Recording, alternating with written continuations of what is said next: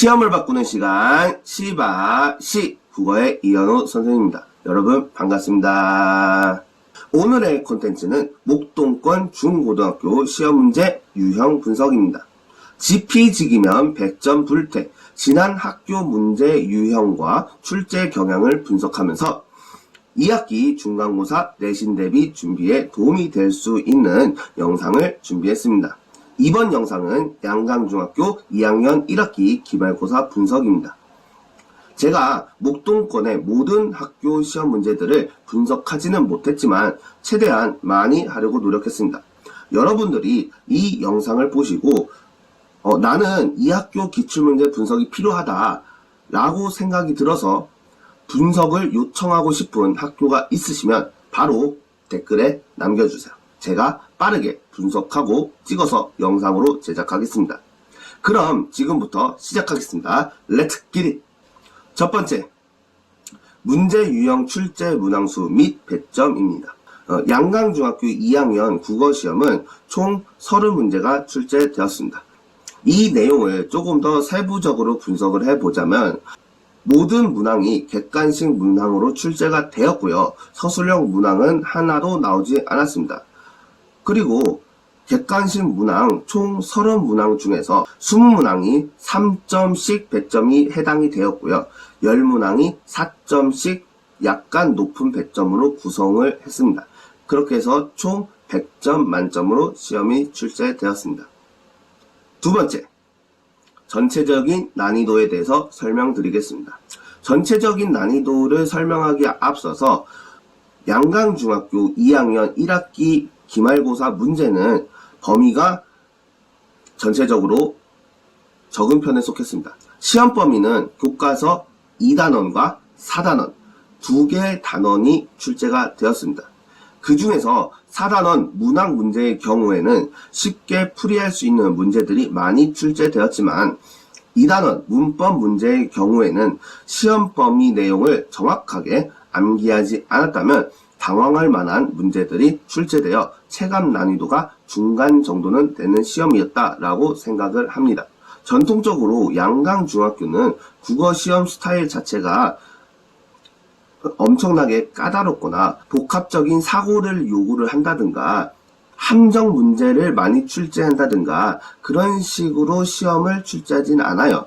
다만 문법 파트에서 학교 선생님이 이야기한 것들을 교과서에 나와 있는 내용들을 세부적인 내용들까지도 얼마나 잘 완벽하게 정확하게 암기를 했느냐 안 했느냐에 따른 문제들, 변별력 있는 문제들을 많이 출제하기 때문에 특히 양강중학교에서 문법이 시험 문제에 포함되어 있는 시험 같은 경우에는 문법에 방점을 찍고 문법 공부를 확실히 해두는 것이 시험을 잘 보는 방법이다. 이렇게 보실 수가 있습니다.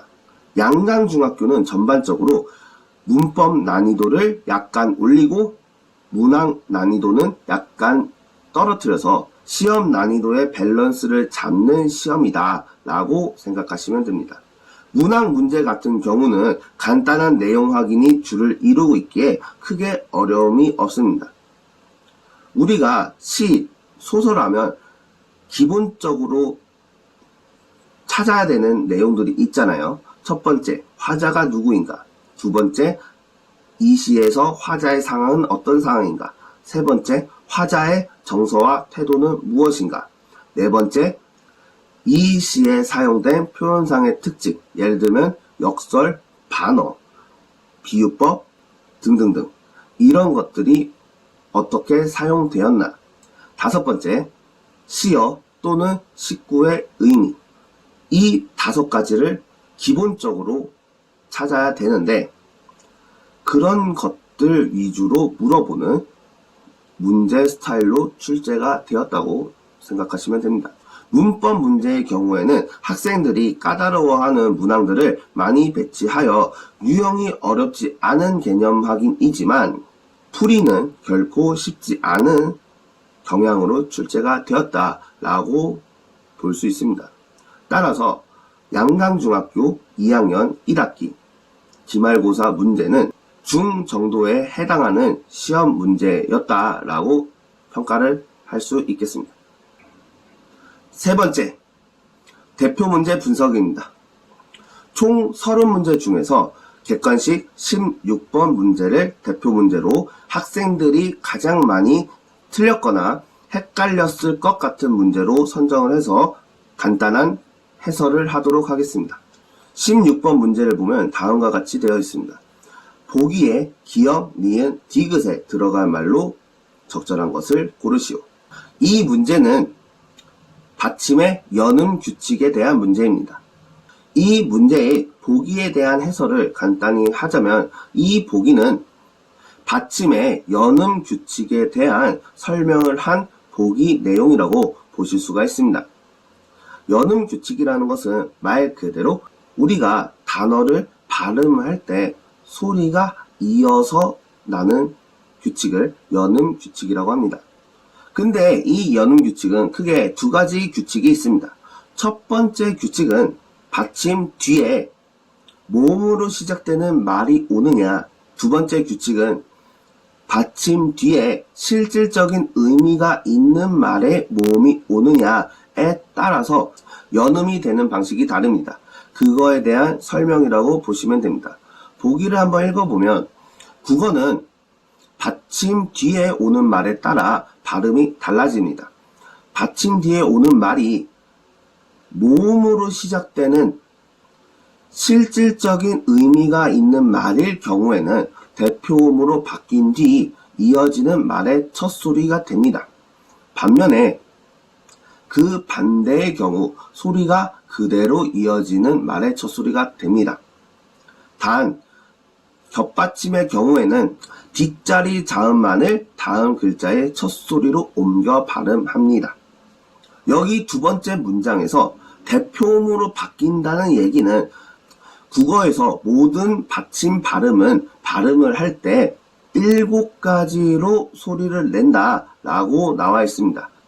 여기서 7개 받침은 기역, 니은, 디귿, 리을, 미음, 비읍, 이음 이것을 말하는데 이것이 바로 대표음입니다. 그리고 여기서 실질적인 의미가 있는 말이라는 것은 문법적인 용어로 바꿔서 부르면 실질 형태소라고 볼 수가 있습니다. 따라서 받침 뒤에 오는 말이 모음으로 시작되는 실질 형태소, 실질적인 의미가 있는 말일 경우에는 대표음으로 바뀐 뒤 이어지는 말의 첫 소리가 된다 라고 하는 문장의 예시를 보면 대표적으로 옷 아래가 있습니다.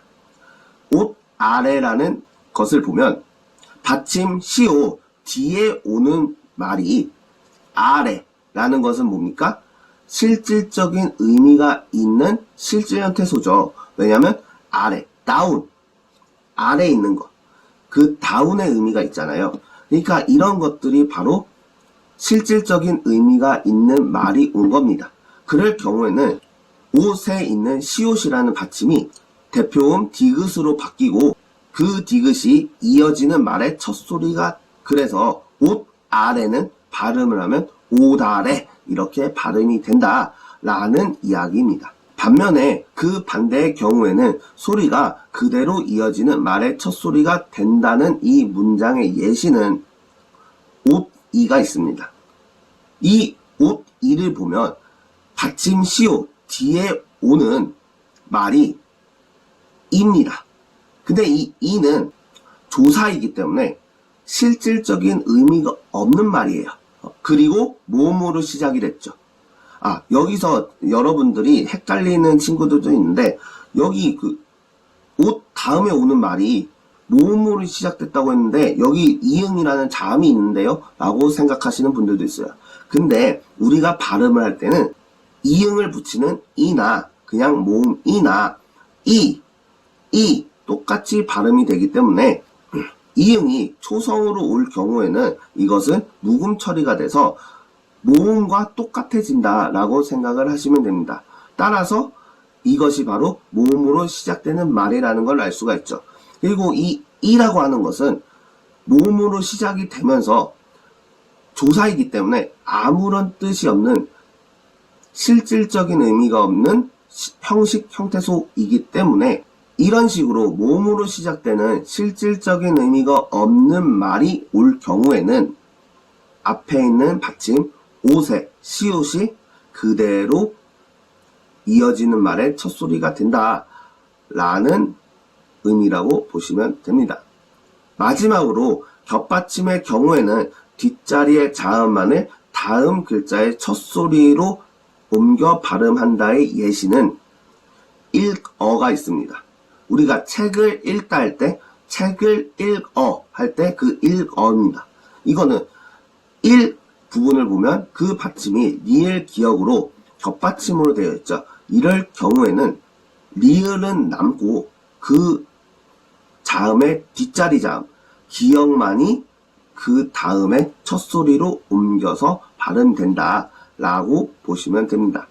따라서 이 문제의 답은 기역은 모음, 리을은 실질적인 의미가 있는 말, 디귿은 뒷자리에 자음이 와서 4번이 되겠습니다. 따라서 이 문제는 출제율은 5점 만점에 4점 정도이고 난이도는 5점 만점에 2.5 정도로 볼 수 있겠습니다. 여섯 번째, 총평 및 2학기 시험을 대비하기 위한 조언입니다.